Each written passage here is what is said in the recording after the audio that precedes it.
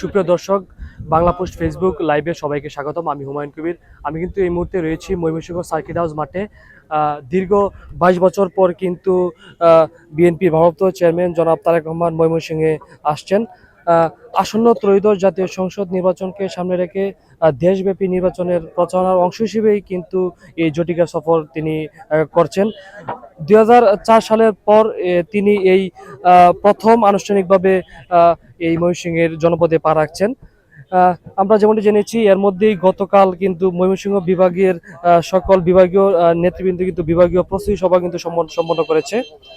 জনাব তারেক রহমানের আগমনকে কেন্দ্র করে ময়মনসিংহ মহানগরী সহ আশেপাশের যে উপজেলাগুলোতে বিরাজ করছে উৎসবের আমেজ। আমরা যেমনটি জেনেছি, ময়মনসিংহ বিভাগের 4টি জেলার নেতাকর্মীরা এই জনসভায় উপস্থিত থাকবেন।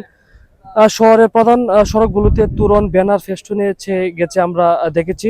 স্থানীয় বিএনপি নেতারা জানান, তারেক রহমানের এই সফর কেবল নির্বাচনী প্রচারণাই নয়, বরং তৃণমূল পর্যায়ের নেতাকর্মীদের জন্য একটি প্রতীক্ষিত আবেগের মুহূর্ত।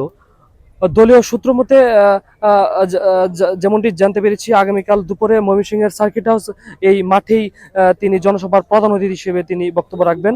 সমাবেশে যোগ দিতে উপজেলা থেকে লাখ লাখ নেতাকর্মীরা কিন্তু আগমন ঘটবে বলে নেতাকর্মীরা জানিয়েছেন।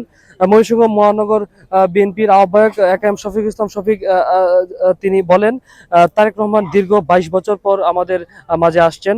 এটি শুধু রাজনৈতিক সফর নয়, এটি আমাদের জন্য একটি ঐতিহাসিক দিন। তার হাত ধরেই ময়মনসিংহে ধানের শীষের গণজোয়ার সৃষ্টি হবে। আম, আমরা আইন শৃঙ্খলার পক্ষ থেকে যেমনটি জেনেছি যে আইন শৃঙ্খলা বাহিনী কিন্তু তারা বলেছেন যে সর্বাত্মকভাবে কিন্তু এই তারেক রহমানের আগমনকে উপলক্ষে কিন্তু তারা নিরাপত্তার ব্যবস্থা করেছে এবং পুলিশদের পাশাপাশি আইন শৃঙ্খলা বাহিনীর পাশাপাশি কিন্তু দলীয় স্বেচ্ছাসেবক নেতারাও কিন্তু তাদের সাথে একযোগে কাজ করবে বলে আমরা জানতে পেরেছি। এই ছিল ময়মনসিংহ থেকে সর্বশেষ। ধন্যবাদ।